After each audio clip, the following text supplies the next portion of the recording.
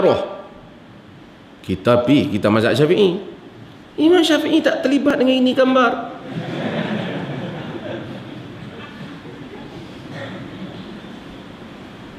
Jadi sebab itu yang dakwah Syafi'i ini tak apalah, kita hormat Imam Syafi'i ala ain wa ra's, Arab kata, dengan penuh penghormatan kita. Kenapa kita bela dia? Kerana kita sayang kat dia. Kita tak pernah berbeza dengan Imam Syafi'i pada prinsip-prinsip yang dia pegang. Kita berbeza dengan orang yang mendakwa dia Syafi'i tapi menyalahi prinsip-prinsip yang dia pegang Imam Syafi'i.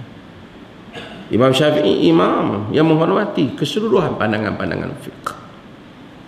Imam Syafi'i, guru dia siapa? Imam Malik.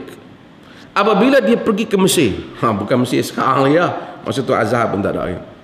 Apabila dia pergi ke Mesir, dia disambut oleh anak-anak murid Malik, kerana ini adalah murid terbesar Malik, dengan harapan mereka bahawasanya Imam Syafi'i lah yang akan membela pandangan-pandangan Malik di Mesir. Tapi apabila Imam Syafi'i pergi di sana, dia dengar lagi qaul Al-Lais bin Sa'ad. Lalu dia dapati Lais bin Sa'ad, dia rasa dia setuju dengan sebahagian pandangan Al-Lais bin Sa'ad. Lalu menyebabkan dia yang disambut oleh pengikut mazhab Malik akhirnya berselisih dengan pengikut mazhab Malik di Mesir. Sehingga Al-Imam Az-Zahabi kata semoga Allah ampun dua-dua pihak. Sakan berlawan. Mula-mula Imam Syafi'i sabar, dia duk serang dia. Dia duk marah kerana dia duk rot pandangan Imam Malik, pasal dia nak murid Imam Malik. Lah kali apabila dia tengok depa semayang istisqa minta hujan, depa letak kopiah Imam Malik di depan, dia kata depa dah taksub lebih. Lalu dia tulis buku, dia rot sebahagian pandangan guru dia. Bukan kerana dia tak hormat guru dia. Dia tetap kata Malik min hujajillahi fil ard. Malik di antara hujah Allah di atas muka bumi ni. Tapi dia tak setuju dengan sebahagian pandangan. Tidak pun mencacat kita. Tuan-tuan tak terima sebahagian pandangan Imam Malik. Adakah tuan-tuan tak hormat Imam Malik? Setengah orang kata, hang ni tak setuju Imam Syafi'i, hang tak hormat betul ya? Bukan soal hormat, soal setuju dengan tak setuju. Bapa kita, mungkin kita tak setuju dengan pandangan dia. Kita tak kata, kalau hang tak setuju dengan pandangan aku, hang kurajak dengan aku. Tak boleh dia kata macam tu. Kita tak setuju dengan pandangan dia, tapi kita hormatlah kat dia sebagai bapa.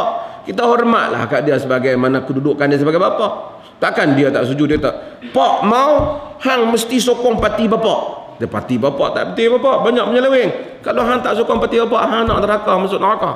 Dia tak boleh buat macam tu. Yang tu pandangan dia. Yang kita, sebab tu birru walidain, buat baik dengan ibu bapa. Buat baik dengan ibu bapa, bukan mesti sokong semua ibu bapa kata. Kedudukan ibu bapa lebih tinggi daripada kedudukan imam. Pun macam imam lah juga. Imam, kita hormat imam, kita tak boleh cerca imam. Tapi kita boleh berbeza pandangan dengan imam. Bukan kerana kita pandai-pandai buat pandangan tu sendiri, sebab kita pun dengar pandangan imam yang lain.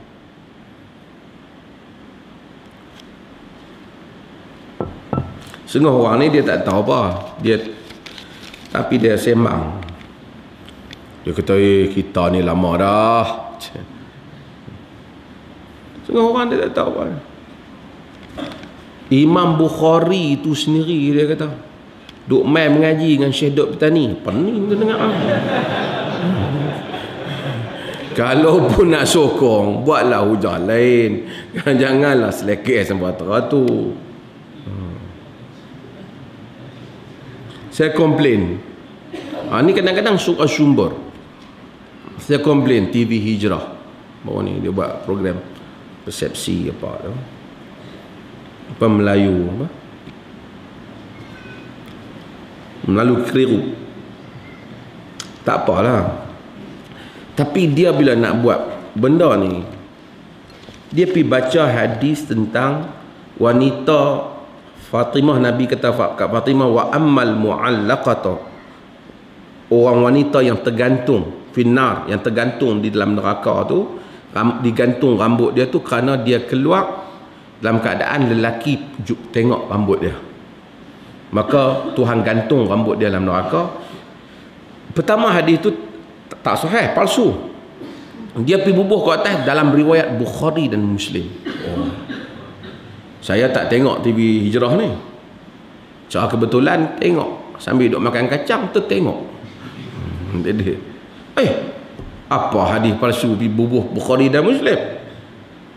Hadis tu, sengok saya tulis, ada orang abang saya kata hadis tu dalam kitab-kitab hadis utama. Kitab-kitab hadis utama ni, kitab-kitab hadis lah.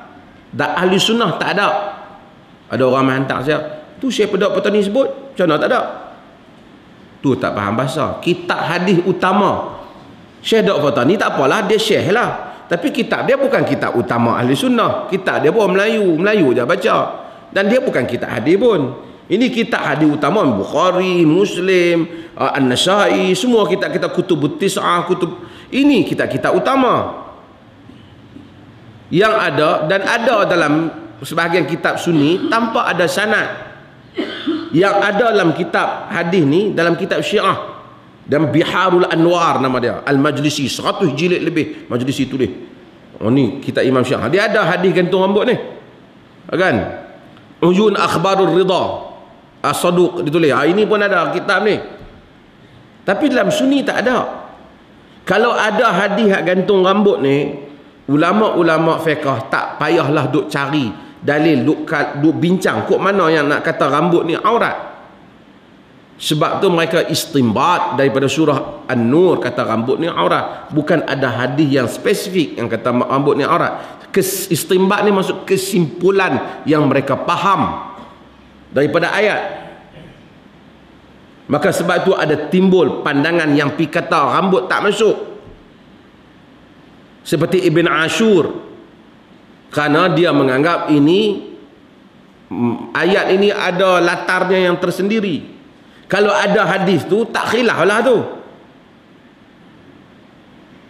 Bukan saya nak suruh buka kepala, tak boleh buka lah kepala. Majoriti hampir keseluruhan ulama fuqaha kata rambut adalah aurat. Sebab tu bila baca, kawan hak tak tengok, hak baca Facebook, orang jawab balik tak apa. Dan siapa-siapa tengok pergi tulis balik. Saya pun tak marah kat TV Hijrah, dia pun hantar ucap terima kasih kepada saya semua. Dia kata terima kasih kerana bagi tahu semua. Saya pun okey lah. Bukanlah saya nak berkelahi dengan dia, saya habaq lah fakta tu. Ada orang kata pasal apa tak pergi habaq pelan-pelan, kena bisik di telinga pemerintah. Dia habaq terang-terang, nak bisik kat dia, nak jadi apa? Nak kena bagi orang tahu lah. Ini pun satu penyakit juga, mengaji hadis, mengaji sunnah jadi pening.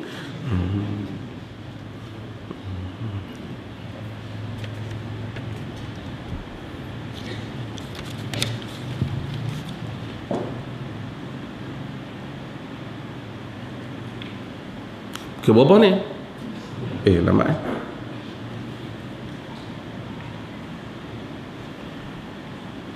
Saya tak boleh baca, faham ni apa tulis ni. Faman lam yakun syekh fasyaitanu syaikhuhu. Ni bukan hadis.